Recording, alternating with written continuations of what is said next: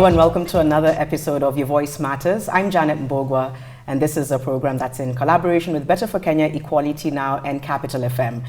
Each week we've been bringing you incredible panelists talking about issues to do with gender equality with a focus on gender-based violence, because unfortunately there is a global emergency around gender-based violence. The world over, countries are being affected, especially during the pandemic. Kenya is no different. And ahead of the Generation Equality Forum that takes place on the 30th of June in Paris, marking 26 years since the Beijing Women's Conference, we really need to take stock of the kind of progress we've had, where the gaps are, and what we need to do to accelerate progress, equality, and really begin to normalize conversations around addressing gender-based violence. And today, it's on women's economic empowerment, which affects every facet of life. I have my panelists here with me that I'd like to introduce. Starting right next to me, we have Nina Masore, who's a programs officer with Equality Now, and a violinist, I must add. Great to have you with us. Thank you. We have David Muriithi, who is one of the men who's joining us in this conversation. He's an entrepreneurial training specialist and a DJ, among many other hats, I believe. Yes. Thank you so much for being here. And finally, Dr. Carol Ajema, GBV Gender Specialist with ICRW. Thank you all for being here. By the way, we had such an animated conversation earlier on, very detailed, very interesting, just talking about all our experiences with regards to gender equality, economics, empowerment. And so we'll try condense that into this short time frame that we have. I want to start with asking you, Nina, around this link between sexual violence and economic empowerment, because we know that a lot of the times gender-based violence and survivors of it are often, I guess you're not able to really pick up after yourself. If you don't have the empowerment to step away from the situation to negotiate, that just kind of renders you very helpless. Speak to that link and drawing those parallels between economic empowerment and gender-based violence. Okay, so when a woman goes through SGBV, any form of violence, be it rape or for a small girl it can be defilement or any other form of abuse, and you tell them that they need to leave, where do they live to? Let's say this lady is stays with a man and she stays at home, she does not have any work, and so you tell them to leave. And so where do you live to? So they need, ladies need to have the funds to be able to get out of that context and go and seek help. And so that is even why shelters are a key issue, because very many victims don't have access or the funds to leave, to leave that abuse, and so it's quite linked up, and that's why it's very, very critical to make sure that women have the finances and have the power to be able to even walk out and to say, this is not what I should be going through, this is something that I can get out of, and so just have that have the power and the funds to live, and also to seek for help. And I know it was one of the commitments made by the president around a fund for GBV survivors. Yes. For Dr. Carol, the World Trade Organization Director General said, investing in women is smart economics, investing in girls is even smarter economics. Break that down for us in terms of how much we lose out when we're not including women or looking at them as people who, when economically empowered, can really shift how a country moves forward. True, thank you, Janet. That's a very key question, especially in this day and age when you're looking at 26 years later. And it's not a conversation that has started with us. It's a conversation that our grandmothers, I'm sure, had in their own ways. And when you're looking at an economy, first you need to look at it in terms of population. The bulk of our population are women and girls. When you're looking at those who are engaged within productive employment or productive ventures, percentage-wise, women constitute a higher proportion to men. That's money. So when you're looking at a woman and a girl, you're looking at a currency working. But the issue is, how do you translate that currency into meaningful use? So when we continue having experiences where the opportunities that are meant to be tapped into by all are limited from a particular population, which is women and girls at this point, it means we are diminishing the returns of this group onto economic growth. So currently we are at a space where we are saying that globally, in terms of economic participation and opportunities, we're at 58%, meaning 5 in every 10, for example, women are tapping into those opportunities. What needs to be done to ensure that the voices of these women are heard, the skills are translated into productive use, and they're also able to tap into new opportunities that would bring forth more growth. So it's one of those conversations that we need to dig deeper to find out. When we say that when you empower a woman, you empower a community, what sort of empowerment are you giving this woman?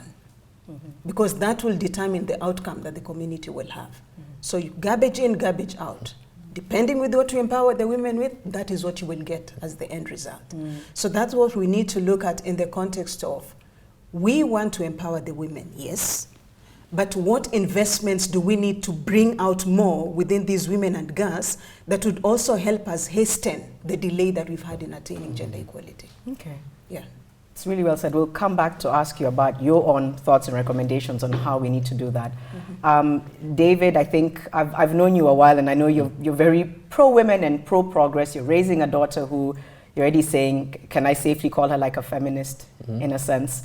Your thoughts when you hear these conversations, which are everywhere right now. You know, you hear women talking about economic empowerment, panel conversations around gender-based violence. So first off, I just want to take stock and think about what you reflect on when you're hearing these conversations. What concerns you?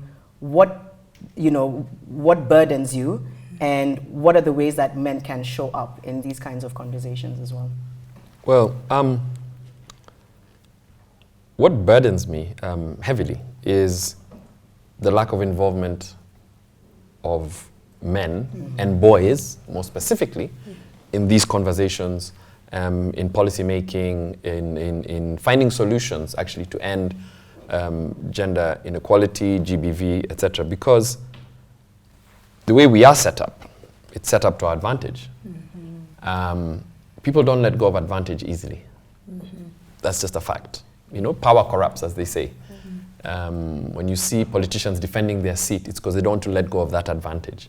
In the same way, men will not necessarily naturally let go of the advantage they have. And without disempowering men, I think men, by being included in understanding the inequalities, because a lot of them don't understand the privilege they have, okay? In them being involved in the conversations, and at a very young level, at a very young age, actually, before it becomes sort of totally set into their value system, is them realizing that it's not a threat. It's actually, it has a wider social and economic effect by, you know, empowering women. It's no longer a threat to them. And when you find men who are more gender sensitive, I think you will have an acceleration of this progress we're looking at.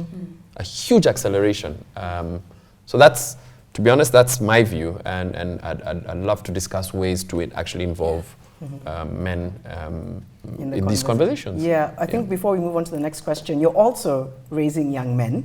Yes. Tell us a little bit about the conversations you may have had with them about gender equality, about the role of men, about women not being a threat if they're empowered. Yes. What do those conversations sound like?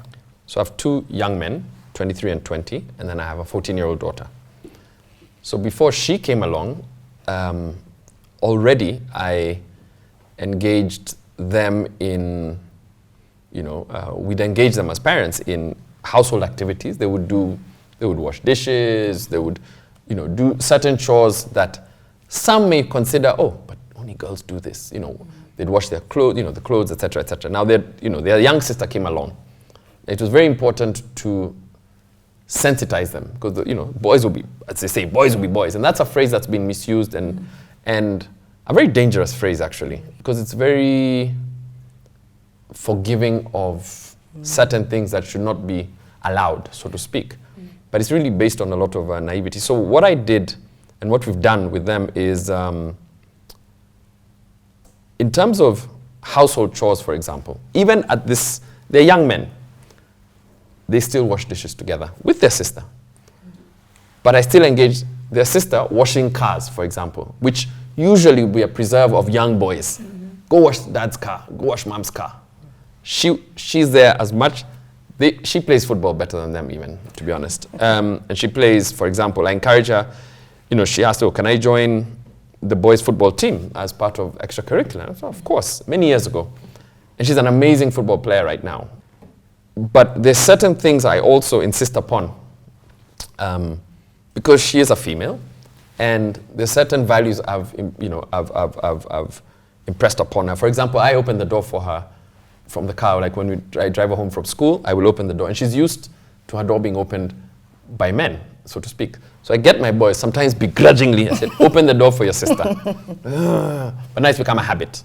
Because they have to understand she's also female and has to be treated also, when they say treat her like a queen and a princess, it doesn't take away from her empowerment. And that's, I think, the balance that we have to help young girls especially express themselves as they're trying to express as they're trying to find their way into the realms of gender equality, but also without losing their femininity, so to speak. Okay, that's very insightful, and it does speak to that kind of I think war within self that is now really making its way out there, where you're torn between, but you want to be empowered, but you also want the chivalry. So what do you want?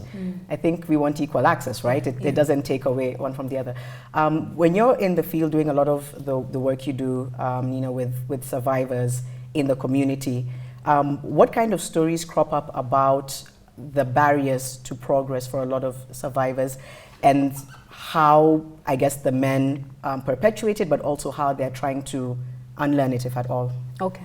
So just last week I was in Kisumu County, and we are supporting 3 forums where survivors meet up and discuss their issues, and they share their stories and help to empower each other. And so there's one forum where most of the ladies were victims of SGBV during the 2007 post-election violence, and also during the 2017 one. And so there was even one who was she was raped twice, during both times. And so you hear their stories, and how for most of them, when they were raped, their husbands, first of all, don't understand it, and they think you went and looked for it. There are just some very shocking things that I had, where some of their husbands left them, some of them with their children, and so they're just left to fend for themselves. And those who were single, because they stay in a close-knit place, people would know the stories, and they'd say, that one, she was raped, And so what that means is they're shunned from their normal lives, and their husbands leave them. And for most of them, the husbands were the ones who were going to work and, bringing in the money for the family. And so you leave them at a worse place than they were, and yet they have been raped and they should be taken care of, And so in the forum, once we started, and the forum started in 2019, after all those years, and so through our partner there, KMET, you speak to them and you hear their stories and how they're struggling. Some of their kids have had to drop out of school. And so you think, how can we make this better for you? Because there's nobody who's going to help them. The funds that the government has set apart, like the NGAF fund, some of them need you to be in a group of like 100 people to access the funds. And so here is a survivor who has lost her family and her resources and the person that used to take care of her and her children. And you're telling her, for you to access these funds, you have to be in a group of 100 people, And so these are the barriers. Like we do not have a survivor-centered response to how we support them, Be it from the access to justice chain or even the healthcare. Like there's one who suffered some spinal defect, and she had to raise funds to cater for that help, but she didn't have the funds, and so even up to now she still has some issues with her spine. And so during the forum in 2019, when we talked to them and we saw what issues they have, we figured that one of the key things is to empower them through giving them access to funds. And so little by little, they would give 100 shillings per month, or 200 per month, save it in a bank. And slowly by slowly, they had enough funds to start a business. And I can tell you, the forum that I'm talking about, I think there were 12 women there, and each of them has a business right now.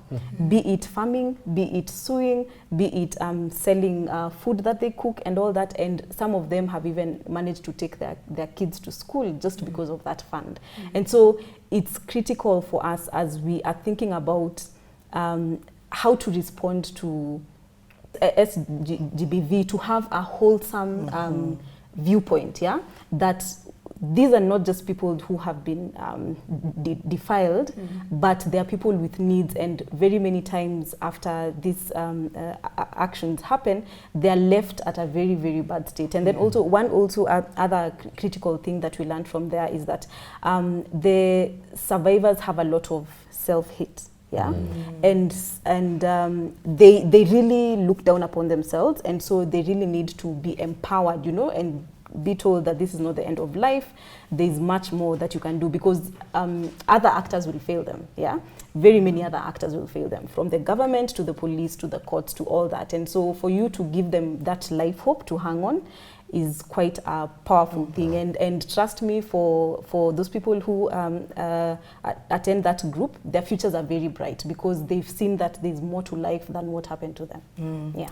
You've captured that so well, and also spoken to that holistic approach, including what you've just mentioned, psychosocial support, which a lot of the time you almost feel like that's the initial intervention somebody needs, is to be in the frame of mind to know this is how I need to move forward. As opposed to the shock they get when you report your case and then the police asking you, what were you wearing? And then you're told, fill this form. You're not in the frame of mind. I think that really breaks my heart, that the lack of psychosocial support, the lack of empathy. You're expected to reason even after you've experienced this trauma, which I think a lot of the time also speaks to just how we're socialized and the culture, which you said, like if you've been raped, you're just not clean, and I don't want to have anything to do with you. And you know, we've had this conversation several times on this panel. There's just so many departments and institutions that fail you over and over again, but it's because they've been socialized that way from a young age. And then now you're in that office, and all you can do is perpetuate it because that's what you know. Carol, I wanted to ask something here. Some studies have found that women who start their own businesses, you know, like Nina said, gain employment or own property or land, experience a lower incidence of domestic violence. Other studies show a higher incidence. Speak to that. True. I think I'll just pick up from what Nina said. At times when you're looking at empowerment, we tend to assume that empowerment comes from external sources only. So it's like you're in this pit, and the only way out is for someone to come and fish you out. So we don't engage with ourselves in a way to understand that there's that resource within us that can also help us take a step out of the pit. And then we can reach out for whatever support. So even as we are looking at these survivors and looking at being able to empower them, and the assumption is that when I give this woman money, then I reduce on their risks of getting abused, which is a lie and a truth at the same time. Because we need to understand what is the driver of that abuse in the life of this woman. To me, as Carol, it could be because of poverty. So by you giving me the money, it would help me start off a business or start off some economic livelihood engagement there that would help me have bargaining power in my relationship. To an Elizabeth out there, it might not be about money. It could be about some mental issue, some stereotype that they have been socialized to believe that women should not work. Women should be seen and not heard. So when they get into relationships and they sound more vocal, like some of us, then they're like, there's a problem with this one. So they have the money, yes, but they're still experiencing violence. So it is not the extent to which you have lots of money that will reduce their empowerment. It is about what is that driver within your own life that makes you vulnerable. And when you're looking at the statistics that we have, we keep talking about 1 in 3 women. We've been talking about that statistics like forever. And currently, there's a recent survey that was released by UN that speaks to Women Economic Empowerment Index for Kenya. it talks about only 29% of women, like, let me just say around 3 in 10 women are empowered. And the urban population is more empowered than the rural. The bulk of the women are within the rural areas, where most of those stereotypes still persist. So when we say we want to empower these women in the rural area, what does that mean? We're coming from a context whereby the bulk of the women in the rural areas are depending on land for their economic livelihoods and their sustenance. Be it as farmers, be it as workers, be it as persons waiting for that produce for them to sell off in the market. But what empowerment do we need to tailor-make to that particular woman? So that here it's about identifying the woman, because we are not a blanket population, identifying what are the diversities amongst these women, what is it that we need to do in addition to the cash initiatives or transfers we are giving to these women to reduce their risks. And currently we talk about having, ensured that women are empowered in terms of education. In some relationships, that education is a threat. Because we haven't figured out how this education attainment should also be in such a way that the woman understands my being learned is not so much to pin this man down, but it is for me to contribute towards the better outcome of our family or of my own life as an individual. So that's why those statistics, it can be a plus and it can be a negative, depending with which angle you're looking at. You wanted to say something before we get David in? Yes, about land. I was just reading some statistics. I think UN Women, where just as Dr. Carol has said, most women depend on land, either through farming, through any other means, and yet 80% of land in Kenya, 80% of women depend on land in Kenya, for their living, yet only 1% of women own land. Not even own land, the titles are in their name. Exactly. And I'm sure you can all imagine the 1% are probably in the urban places.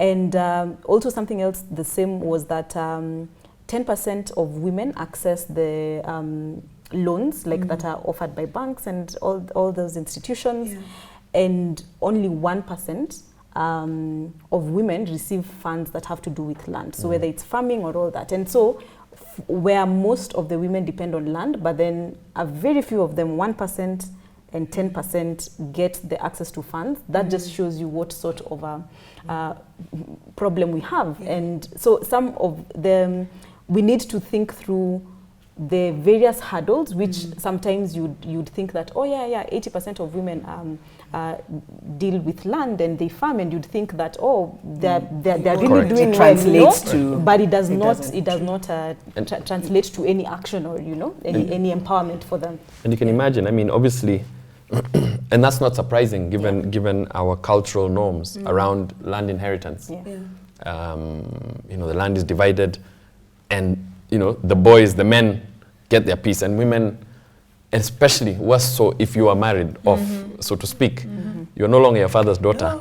So wewe akienda utaachwa kitu yoyote, you come, you'll find, but the boys, if they're married, it's not an issue. In fact, it's more of an issue that they get land. So you're totally sidestepped. And it's not surprising that that's happening. So those definitely, there's conversations that need to be taking place around even cultural norms. Is this really sustainable? Is this does this make sense? And it's good to see though that I'm aware, and maybe this might be more of an urban effect, but I've also seen it with some of my uncles in the village that is slowly changing. That is slowly changing, slowly but surely. But I think it does need a bit of acceleration. And it comes from, again, conversations with men.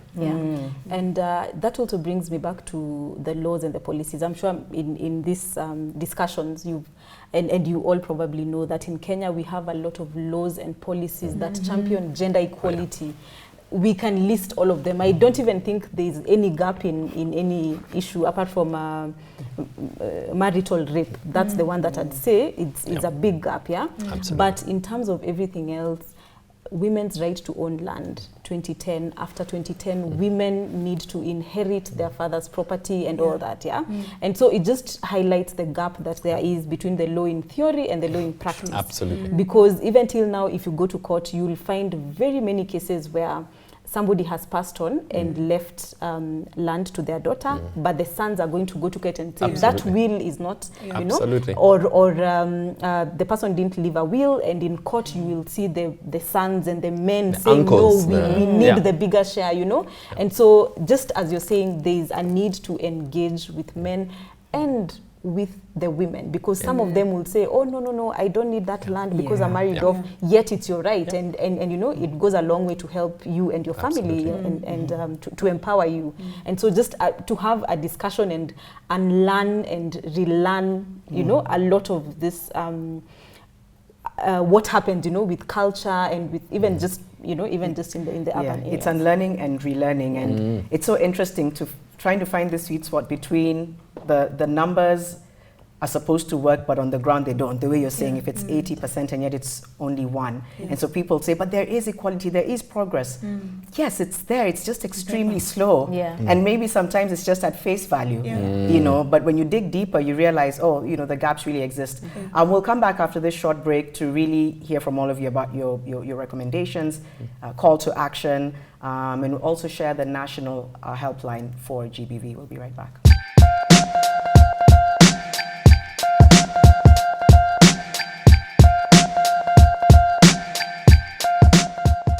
Welcome back. This is Your Voice Matters. I'm your moderator, Janet Mbugua. I'm still with my incredible panelists. Such a rich conversation, so much to learn. The hashtag is Your Voice Matters. Also use Act for Equal, and this is in collaboration with Equality Now, Better for Kenya, and Capital FM. We're talking about women economic empowerment, but we really can't talk about it alone. It's not in a silo. So we've had some really interesting perspectives come up in this conversation, and I think it's part of them just not being involved in the conversations. I remember very, very clearly the Beijing conference, the famous Beijing conference, and where the likes of Nyiba Mwendwa leading delegations, etc. And all the press focused on was on her hairstyle, and that she went to the salon before, and that's how men saw it. It's like how mama anaenda kuongea vitu.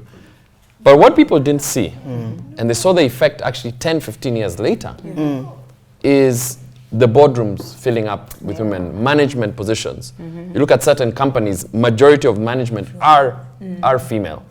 You looked at just that whole, especially from an urban perspective. But that's also when women's groups also, even in the rural setup, started really being set up.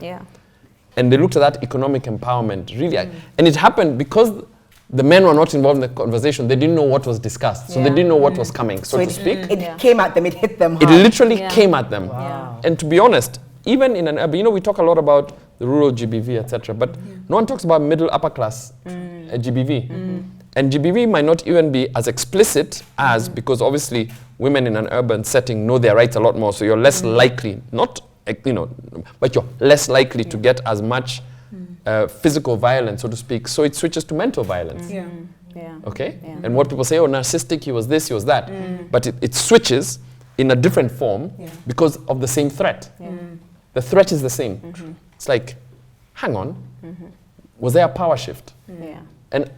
And as you said, you know, very rightfully, if it's explained to men, if men are involved in these conversations a lot more, then they'll understand, especially in a family setting, empowering my woman, empowering my daughter, helps the family. You know, once they get that, once that kicks in, it stops being a threat. Because that's what it looks like. It feels like a power shift. It's like, hold on, soon she'll start ordering me. You know, it's that whole, and it's unlearning again the socialization that we saw our parental, really, back in the day, men brought home the bacon. End of story.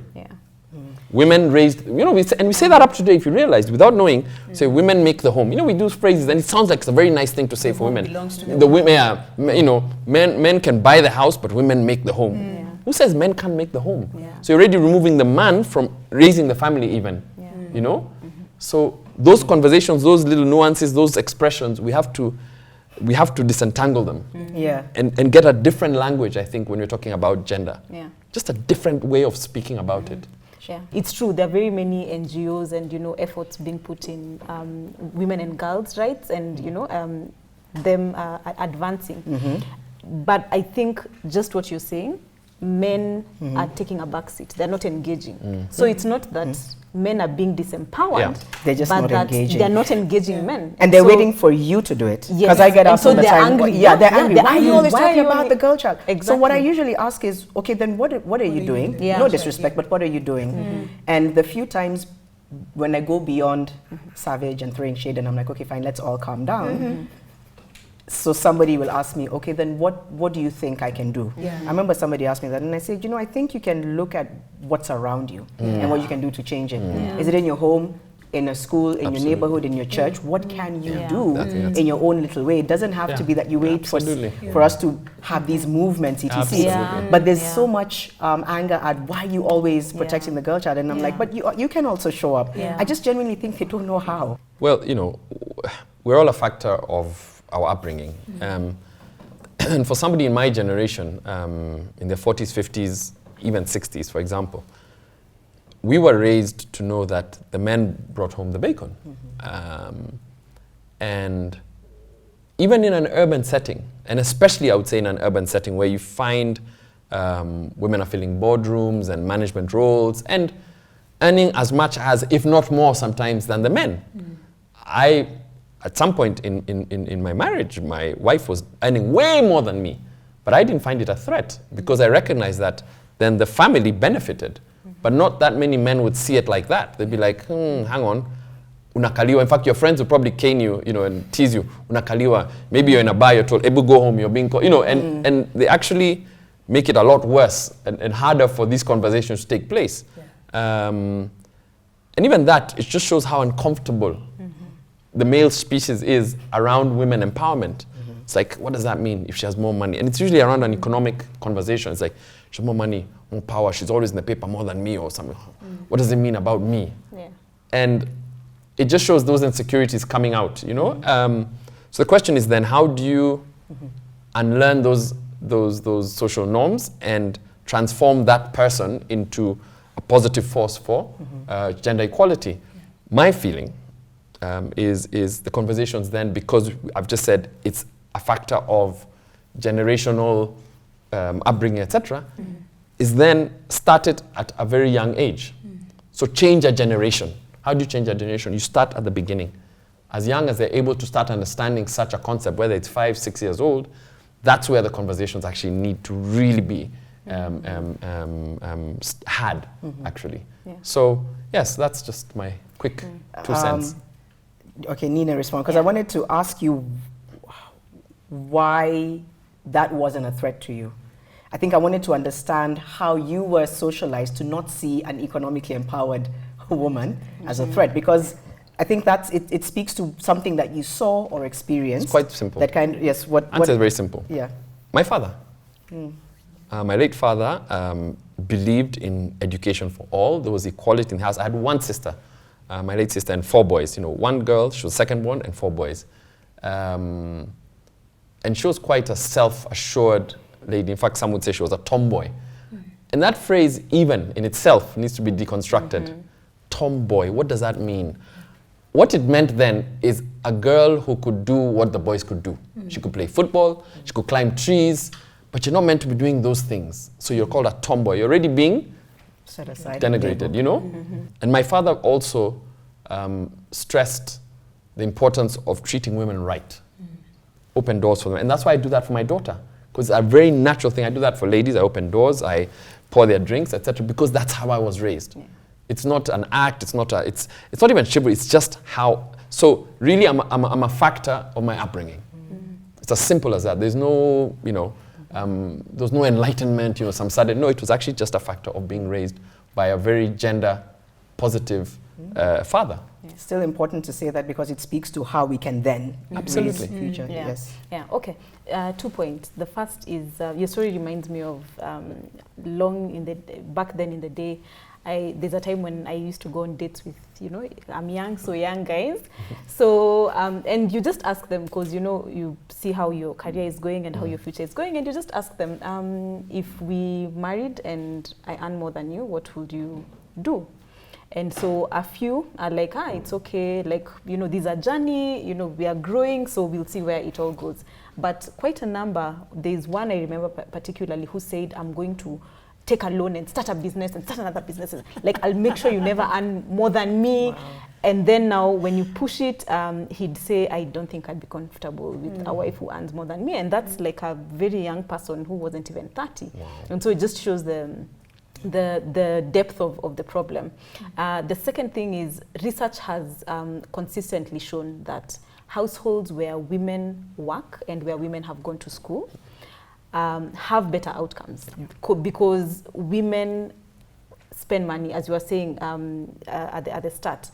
Women will do anything for their children, and women have a way of pulling themselves up, and making sure that their children go to school, their children are empowered, even if they themselves have not been through that. But then data shows that women who bring in some funds to the family and women who have gone to school are almost 5-10 times better. Their children, are more have a higher chance of also being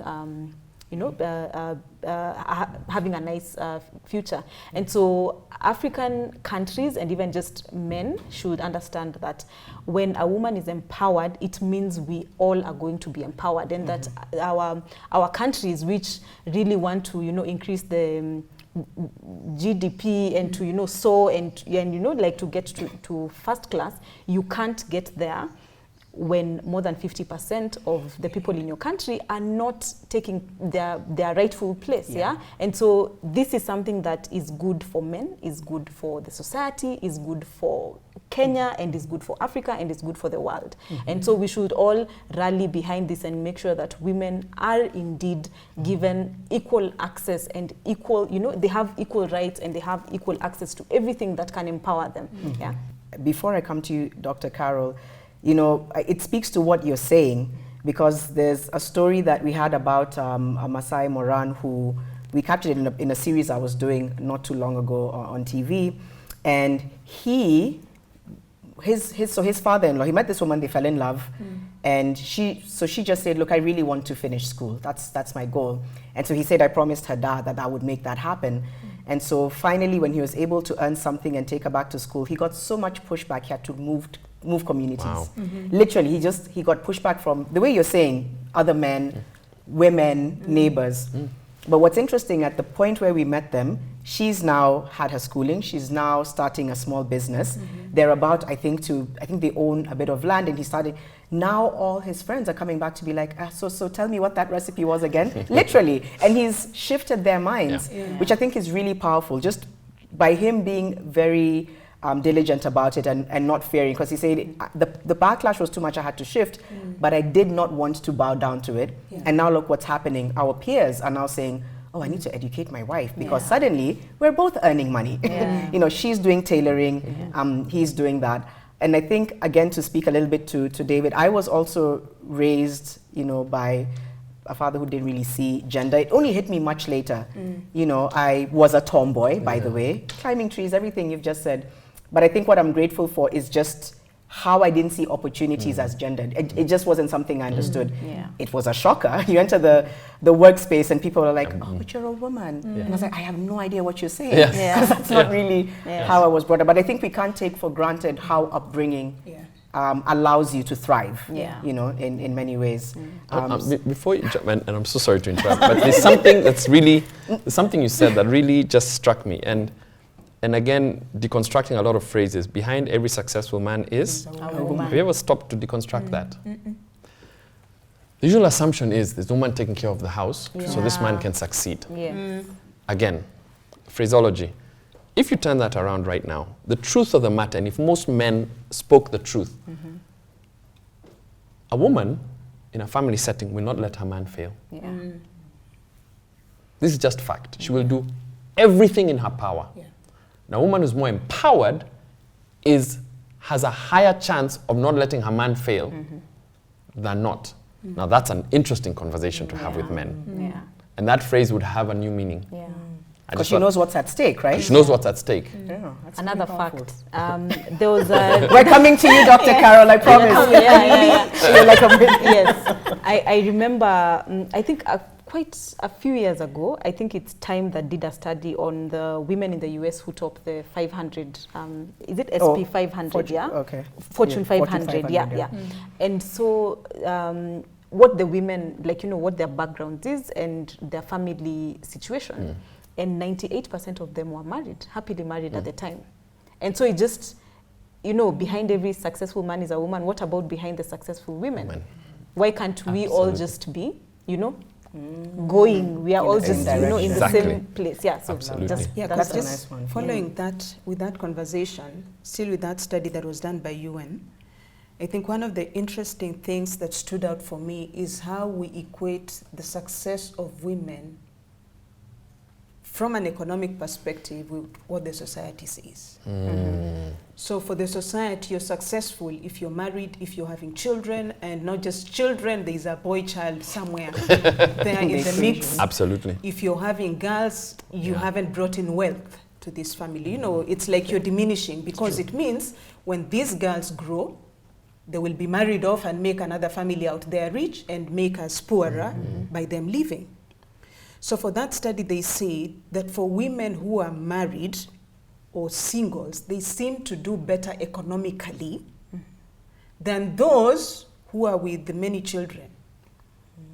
In the sense that the more children, the more time poverty arises for the women. Because then you're looking at, how do I take care of myself? How do I take care of this person I'm in a relationship with? How do I take care of these 5 children who are with different needs? So within your 24-hour clock, the needs are more. And it gets to a point of you looking at, where do you need to place more of your emphasis? So you'll realize at a certain point within the career of women, they let go. So that then you focus on your children. But forgetting that those are the productive years where you'd be able to bring in more returns to yourself and to your family. So after you've had these kids go to school, then you start thinking of a business. By that time, your body's also tired. Even looking for these opportunities, you go out there and they're saying, for this one, you need to be 35 years for you to be eligible. I see such opportunities and I'm like, where was I when these things were out there? And maybe there are certain women who are within that space. When you go to tap into the financial products and the systems that are there are certain criteria that this woman will miss out. Simply because she made a decision to focus on her children or on her man, and time passed. So how do we bring that gap so that then, even as a woman decides to invest within her family, it doesn't look to the society that you have wasted your years. And you as a woman, you're still able to get that satisfaction in knowing this was not wasted time. Because you have empowered your children and your family. And it goes back to us saying, okay, does it mean we want women to have less children? No. Does it mean we want them to continue having many children? It's a decision they need to make. Absolutely. So when it comes to empowerment, I keep going back to what voice speaks to you as a woman. How do you tell yourself that, yes, within this time and space, I will focus more in being a household mom as opposed to an employee somewhere out there? Dr. Carol, I have a question for you. One recommendation you would give, because you've raised some really valid points. It's sometimes it just comes down to bandwidth, like I just don't have the bandwidth to. But you're right, a lot of women pull back. So I think one of the things is the world and the workplace hasn't quite adjusted to women in that transition. What one recommendation would you give to, you've talked about how do we bridge that gap. What's the one recommendation that you think you could give on how we can begin to bridge that gap? In terms of empowerment of these women, what I would look at is looking at the woman holistically. So it is not about strengthening one pillar, political or education, health or economic. Looking at all these 4 pillars and how do they build me up as a woman. So currently, we have put lots of investment in education. We need more girls to go to school, more girls to move into higher levels of learning. But are we looking at the skill set these girls are tapping into? So we make these women be equipped with relevance to the current community. So currently, we are saying we are going into technology-driven engagements. We are still doing sociology and secretarial and wherever the market is flooded with women, the demand for that particular skill is close to nil.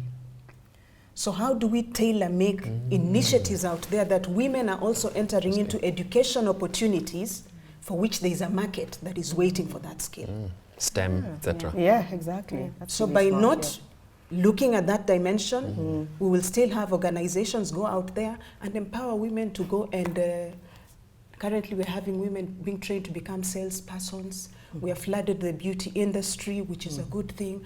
But can a woman out there pick an element of beauty and tweak it to meet a demand that is currently in place, technology-wise? We're having all these Big Four agenda projects that have been rolled out. Will women continue being the ones going out there to serve tea to these construction workers? Yeah. How do we fill in the TVET spaces by these women acquiring the skill that they will drive that agenda? So empower women according to the government agenda as well, so that then they become relevant. Otherwise, we will have many women occupy the boardrooms, and the sad thing is we occupy those boardrooms because of numbers, to show even donors we are attained the gender Right. 2/3 rule. Yeah. But in terms of decision making, majority of those are not heard. So how do we empower these women not to be there as a flower girl, but for their voices to be heard and meaningfully heard, so that when you open your mouth, it's a point that really... And their participation And their felt. participation. That's really That's powerful profound. point. That is profound. I haven't looked at it that way. Thank you. We have to wind up. We could be here all day because this is such an important conversation. Going back to the commitment that the President made about a GBV Survivor Fund, very briefly, talk to us about how that can work. Better, you just gave a really good example about how you have to be a group of 100 for certain funds to access. What do we need to think of differently? The one thing that you would want to recommend about how this commitment can work? Okay, so it's very important to not take things at face value. And we need to have a feminist and a gender lens anytime we are talking about things that affect women and girls. And so for the GBV fund, there needs to be the state needs to really think out how they're going to roll it out, because if the GBV fund, if some of the funds will be sent to all the level 4 hospitals in Kenya, just and say these are funds for GBV, then it won't have an impact. It needs to be a wholesome discussion, and it needs to be a survivor-centered fund. The government needs to look at what has worked, what are the gaps, because the gaps are very, very many, and see how best the monies can respond to the immediate gaps that exist, in the whole pathway, and so I am really keen to know how the funds will be disbursed, because if it's just going to something and saying every ministry will get a certain thing of the fund, that's not going to work, because we've seen it hasn't worked. So the government needs to be very intentional with how they disburse the funds to make sure that they actually go to the need that there is with the victims. It will be good to also know what impact the funds that exist have had, whether the women on the ground have been able to access the funds, and what hurdles stand in the way, and then see also how to improve, how the funds are administered. And then finally, I'd also want to say that the government should have especially the State Department for Gender and all the key actors should reflect on 25 years since the Beijing Platform for Action, which mandate state parties to take actions to make sure that women are empowered. What has the government done, and what has been this hurdle that has not been achieved 26 years later? And also looking at the other instruments that Kenya is a party to, like the CEDAW, which also provides for that, and the African Charter, the protocol to the African Charter on Human and People's Rights, on the rights of women in Africa. And so we need to reflect on, do we just sign onto this and then do nothing, or are we actually taking stock of how far we've gone? Thank you. Which I hope can happen. I think that's where we need to end it today. Did you want to add something, David? Yeah, I do want to add something. As the only boy child here, I think I have a lot to say. I feel like you had said it all. But, talking about what the government can do to actually help improve on their actions, I really feel a review of the books we use in our curriculum at primary level needs to be done by KICD. I think we need to review the kind of literature that's out there that essentially works against what we're trying to do. Yeah. If they say they want to be gender sensitive, then if you look at a lot of the books, especially English literature, when we grew up with Ladybird books, Peter and Jane, and when you look back on it now, it was probably the worst setting for gender sensitization. It did absolutely the opposite. Mother stayed at home, dad worked, waited for dad to come home, we ran towards him and hugged him. Mother was always in an apron. I mean, imagine those images that were reinforced to our generation, and you wonder why they struggle, we struggle as men with this issue. So I think a proper, thorough review, because I think we need to capture the conversation at really young primary level and involve young women, young boys and girls rather, and change an entire generation from that end. So that's where I feel the government can do something about this. I think so. I think it's so important that so many elements of our curriculum are revised. Yeah. The world is moving towards conversations like climate justice and financial progress and gender equality and inclusivity. Yes. And yet, I think you mentioned like sociology and all these, which is fine, but can we now be in touch with how we're progressing? I was saying, I was just remembering my 4-year-old who came back from school last week. And they had learned this song around, mommy in the kitchen, cooking, chapati. And in my head, I'm like, really? Your dad cooks. So how come we can change this song? Daddy in the kitchen, cooking, chapati, and the lady just couldn't change. Because we have this notion, children believe in what the teachers say. Absolutely. I agree with his point. We need to start young by engaging the education sector. Yeah. Then we can get a transformation. I think so. Well, thank you all incredibly for those really great points. I think what I love about them is they're tangible, they're doable. It's not just textbook recommendations. These can actually happen. And this is what we're hoping will happen at the Generation Equality Forum, is that beyond the stock taking, it's are we listening to recommendations that can work? A lot of the times it's holding on to recommendations from yesteryear, which may not have as much relevance now. Maybe they opened doors then and they changed things, and in some way they still matter, but how are we tweaking them? Are we including and mainstreaming? In fact, there's a word called menstreaming, which is including men in the conversations.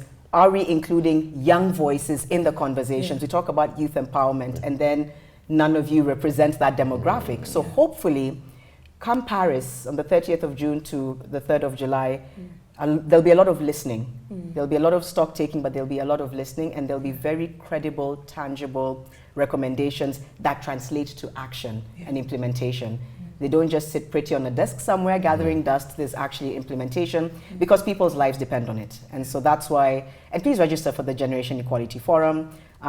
Register soon because that will close. And share these conversations, have these conversations everywhere you are with whoever you're with. Because if you're not, then you're complicit, and if you're complicit, you're guilty. Yes, I've guilt tripped you. That's what it is. So share them, be open to being challenged, be open to unlearning and learning, because that's the only way we'll move forward. Use the hashtag Your Voice Matters, Act for Equal, and tune in again next week for another conversation. And please, if you or someone you know are struggling with gender-based violence, 1195, that is the national toll-free number, 1195. It works, and you can get the help you need, so please use it. Thank you for watching, and see you next time.